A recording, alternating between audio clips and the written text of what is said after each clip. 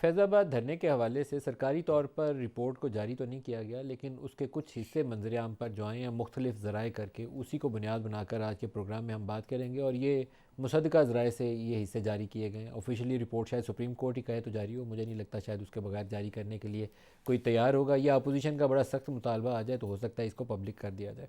Interestingly उस report के अंदर जनरल फैज़ हमीद को, जिनके ऊपर आम तासुर ये था कि फैज़ाबाद धरने के पीछे उनका कलीदी किरदार था, उनको क्लीन चिट दे दी गई। कहा गया कि उस वक्त के वज़ीर आज़म और DGI की मंजूरी से उन्होंने दस्तखत किए थे। वैसे इसके अलावा कोई और सूरत हाल नहीं हो सकती थी। DGC DGI की मंजूरी और प्राइम मिनिस्टर की मंजूरी के बगैर किसी ऐसे पब्लिक डॉक्यूमेंट के ऊपर दस्तखत नहीं कर सकता। सवाल ये था कि फैज़ाबाद धरना हुआ कैसे और उसके पीछे कौन था।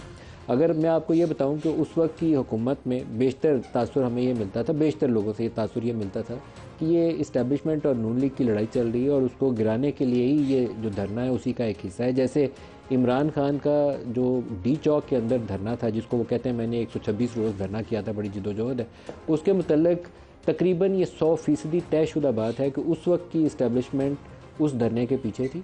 उनको, इमरान खान को, PTI को और पाकिस्तान अवामी पैट को, पाकिस्तान अवामी तहरीक को, तारुल कादरी साहब को इकट्ठा करने के पीछे इस्टेब्लिशमेंट का हाथ था।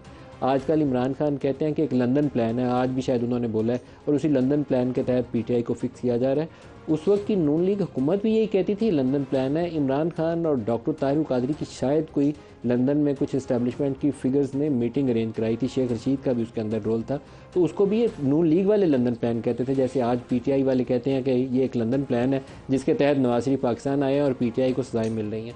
हो सकता है कोई लंदन प्लान आज भी हो, मुझे नहीं पता। उस वक्त का लंदन प्लान से मैं आगाह हूँ। उसके बाद ये पैट और PTI के इत्तेहाद के लिए जिन लोगों ने एक्टिविटी दिखाई उससे भी आगाह हूँ। उसके अंदर इस्टेब्लिशमेंट का रोल था। फैज़ाबाद धरने के अंदर इस्टेब्लिशमेंट का क्या रोल था? अगर उस वक्त की हुकूमत नून लीग की थी, नवाज शरीफ की हुकूमत गिरी थी, शायद खाकान अब्बासी वज़ीर आज़म थे, तो तकरीबन ये बात तय थी कि हमें ये बताया जाता था, दो चीज़ें बताई जाती थी। पहले हम सवाल पूछते थे कि पंजाब हुकूमत ने इनको पंजाब में रोका क्यों नहीं, तो वो उंगली उठाई जाती थी शहबाज शरीफ की तरफ। लेकिन शहबाज शरीफ की जो कुर्बत है इस्टेब्लिशमेंट से, वो दूसरा हिस्सा होती थी, क्योंकि इस्टेब्लिशमेंट की मर्ज़ी के बगैर शहबाज शरीफ शायद सुबह को चाय का कप भी नहीं पीते। आज वज़ीर आज़म के तौर पर भी उनकी यही सूरत हाल है। तो ये बात तकरीबन हमें कन्विंसिंगली बताई जाती थी कि इसके पीछे इस्टेब्लिशमेंट है। शहबाज शरीफ भी हो सकता है उसी का हिस्सा हो। शहबाज शरीफ ने पंजाब से उनको आने दिया, फैज़ाबाद में वो जम के बैठ गए तो फिर उन्होंने उठने का नाम ना लिया। वहाँ उनको खाने कौन देता रहा, उनको पैसे कौन तकसीम करता रहा, उस धरने को सस्टेन करने के लिए भी कोई इकनॉमिक मॉडल होगा ना, वो कैसे मार्ज वजूद में आया। जब PTI को जज शौकत अजीज़ सदीकी ने हुक्म दिया हुकूमत वक्त को कि TLP के ख़िलाफ़ कार्रवाई करो, तो सेफ सिटी कैमराज़ की तारें काटी गई थी। सेफ सिटी कैमराज़ की तारें काटे जाने के ऊपर उस वक्त की इंटीरियर मिनिस्ट्री और उस वक्त की हुकूमत वक्त तकरीबन हमें ये बताते थे, तयशुदा बात थी कि इसके काटने के पीछे भी इस्टेब्लिशमेंट का हाथ है। पुश बैक पुलिस के लोगों को किसने किया था, वो 150 लोग कहाँ से आए थे, उसके मतलब भी हमें यही तासुर दिया जाता था ये इस्टेब्लिशमेंट के लोग हैं। लेकिन ये रिपोर्ट कहती है कि जनरल फैज़ हमीद का उसमें कोई कसूर नहीं था। बिल्कुल ऐसा ही होगा।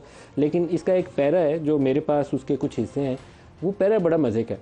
अगर उस पैरे को मैं आपको पहले बता दूं कि वो पैरा क्या कहता है। वो कहता है कि based on the available record it appeared that Faizabad dharna was more due to lack of courage, बुजली की वजह से, कम हिम्मती की वजह से, of convictions of the leaders of handling the issue and in particular the government of Punjab.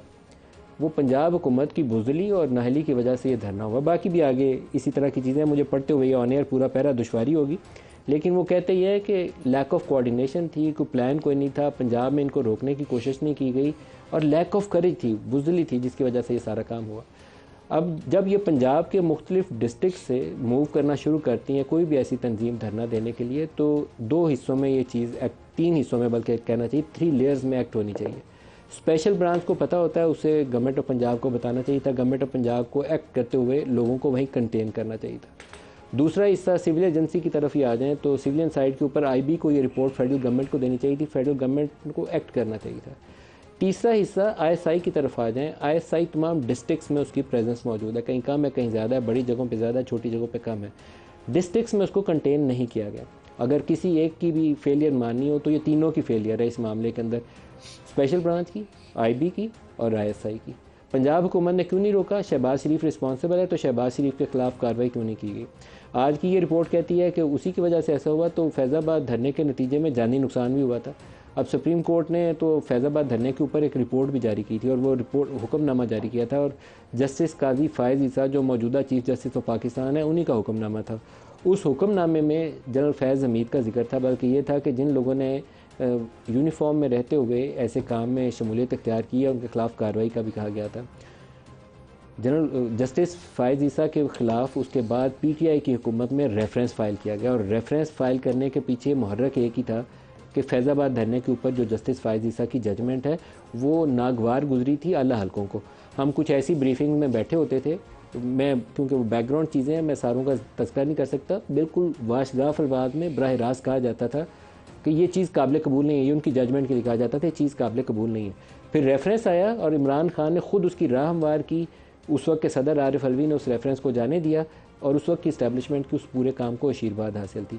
और बड़ा लेटली जुडिशरी ने जाके रियलाइज़ किया कि आज फ़ायज़ ईसा की बारी है तो कल हमारी बारी होगी। पहले जज भी उसी तरफ तुल गए थे कि फ़ायज़ ईसा को फ़ारग करते हैं, ना ही आइंदा चीफ़ जस्टिस बनेगा ना इसकी बारी आएगी। लेकिन लेटली उनके अंदर ये रियलाइजेशन हुई कि आज फ़ायज़ ईसा की बारी है तो कल बंदियाल की होगी, परसों मुनीब अख्तर की होगी, फिर किसी और की होगी, तो वो रुक गए इस काम को करते हुए और वो उस रेफरेंस वाले मामले की नफ़ी हो गई। लेकिन क्या ये रिपोर्ट जिसके अंदर कहा गया कि कुछ था ही नहीं ये दुरुस्त है?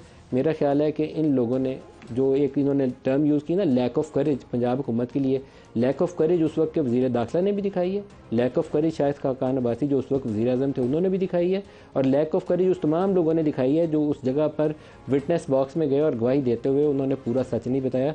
अगर उस वक्त के मीडिया के लोगों को, मेरे जैसे लोगों को पता था कि हमें क्या बातें बताई गई हैं, तो इन्होंने जाके विटनेस बॉक्स के अंदर उस स्टेटमेंट को क्यों दर्ज नहीं कराया? ये एक अफसोसनाक पहलू है, इसीलिए इसका हल नहीं निकला। इसी तरह का एक धरना दोबारा इनिशिएट हुआ था, या एक मार्च दोबारा इनिशिएट हुआ था पीटीआई के दौरे हुकूमत में। ये नून लीग के दौरे हुकूमत में उस वक्त हुआ था जब इलेक्शन एक्ट को अमेंड करते हुए एक डिक्लेरेशन जो कादियानियों से मुतल्लिक था उसको अमेंड किया गया था। उसके रिएक्शन में टीएलपी एक्टिवेट हुई थी और उनका मुतालबा था कि लॉ मिनिस्टर को आप निकाल दें। लॉ मिनिस्टर को निकालेंगे तो बाकी रिपोर्ट आएगी तो देख लेंगे। वो रिपोर्ट भी नहीं आज तक आई। मज़े की बात यह है कि राजा ज़फ़रुल हक ने उसके ऊपर एक रिपोर्ट देनी थी, आज तक वो रिपोर्ट सामने नहीं आई कि राजा ज़फ़रुल हक की फाइंडिंग्स क्या है। शायद खाकान अब्बासी इख्तलाफ करते थे कि लॉ मिनिस्टर को नहीं निकालना चाहिए, वो बात अटक गई और उसके बाद अल्टीमेटली आपको लॉ मिनिस्टर को भी निकालना पड़ा और सारा नुकसान भी हुआ, लोगों की जानें भी उसके अंदर गई। और वो उस वक्त के जो रेंजर्स के डीजी थे वो पैसे बखीर में बांट के लोगों को रुखसत कर रहे थे। बहुत कुछ गलत हुआ उस मामले में। डीजीसी ने दस्तखत करके लोगों को वापस भेजा। फेडरल गवर्नमेंट की और पंजाब हुकूमत की पूरी अथॉरिटी कंप्रोमाइज़ होगी। पीटीआई के दौर में ये लोग दोबारा आए तो फैसला किया इमरान खान की हुकूमत ने कि इनको जेलम के आगे क्रॉस नहीं करने देना। लेकिन दोबारा यहाँ एक नालायकी हुई थी। अगर पहली नालायकी ये थी पंजाब हुकूमत fail to act in time, जब ये लोग डिस्ट्रिक्ट से मूव कर रहे थे, तो पीटीआई के दौर में भी दोबारा वो नाकामी हुई। लोग डिस्ट्रिक्ट से निकल के इकट्ठे हो गए और जब 25-30 हज़ार का मजमा जो था जेलम के करीब आ गया तो उस वक्त ये हुक्मनामा हुआ कि जेलम रेड लाइन है, ये क्रॉस किया तो आगे बाई फोर्स इनको रोका जाएगा। तो उस वक्त आर्मी चीफ थे और वो मेरे ख्याल में उनका दुरुस्त फैसला था। उसको आप 100 चीज़ों से इख्तलाफ कर सकते हैं, लेकिन 30,000 बंदे को अगर आप फोर्स से और जो रिलीजियसली मोटिवेटेड हो लगाएं कि इसको बंदूक के ज़ोर पे रोके तो उसमें लाशें गिर जाती, 100 बंदा गिर जाता। उन्होंने उस वक्त एक्ट किया जनरल कमर जावेद बाजवा ने, और उनको थ्रू निगोसिएशन बशीर फ़ारूकी साहब को कराची से बुलाया गया था और बशीर फ़ारूकी साहब ने एक उनके साथ सेटलमेंट किया था और उसकी डिटेल्स एग्रीमेंट की पब्लिक ने की थी, लेकिन उसके नतीजे में वो जो यूज़ ऑफ फोर्स था वो टल गया। तो क्या इसके नतीजे में ज़रूरी नहीं है कि हमारे जो सिक्योरिटी के अदारे भी हैं और सिविलियंस भी हैं एक दफ़ा सर जोड़ कर बैठें कि किसी किस्म की जो मजहबी इंतहा पसंदी वाली तंजीम है या एक्टिविटी है उसमें दोनों मिलकर उसको रोकेंगे, या हुकूमत वक्त को नीचा दिखाने के लिए, नाक से लकीरें निकलवाने के लिए ऐसी कोई ना कोई तरीकाकार कभी ना कभी कारगर हो जाता है, इसलिए इसको इस्तेमाल करते रहना। रिपोर्ट कभी कहती है कि कॉन्स्टिट्यूशन ऑफ पाकिस्तान को सरबुलंद रखने के लिए काम करने हैं। वो कॉन्स्टिट्यूशन ऑफ पाकिस्तान को सरबुलंद रख के हमने क्या ये तंजीमें इसलिए बनाई हैं? फिर वो कहते हैं सिविलियन राइट्स जो है उस कंप्रोमाइज़ नहीं होने चाहिए। आज सिविलियन राइट्स को हम सारों को आप होल्ड कर रहे हैं। बहुत सारे सवालों का जवाब देने की ज़रूरत है।